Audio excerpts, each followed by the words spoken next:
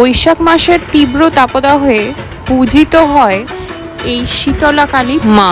এই মায়ের ওপর প্রচুর ভক্তদের বিশ্বাস আছে যে মায়ের কাছে কিছু চাইলে সেই মনস্কামনা অবশ্যই পূর্ণ হবে।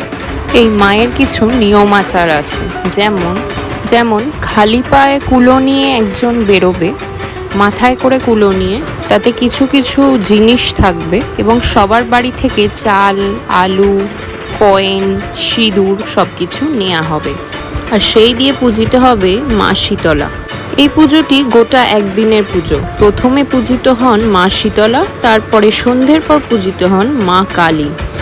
এবং দেখতে পাচ্ছেন স্নান করে ঘট ভাসিয়ে আসা হচ্ছে, সেটা কিন্তু শীতলা মায়ের। শীতলা মায়ের ঘট ভাসান না হলে কালী মায়ের পুজো হয় না। যিনি কুলো নিয়ে যান তিনি আমার মাম্মা, মানে শাশুড়ি মা। তাকে সারাদিন উপোস করে থাকতে হয়। আরও এরকম আপডেট পেতে আমাদের পেজটি ফলো করুন।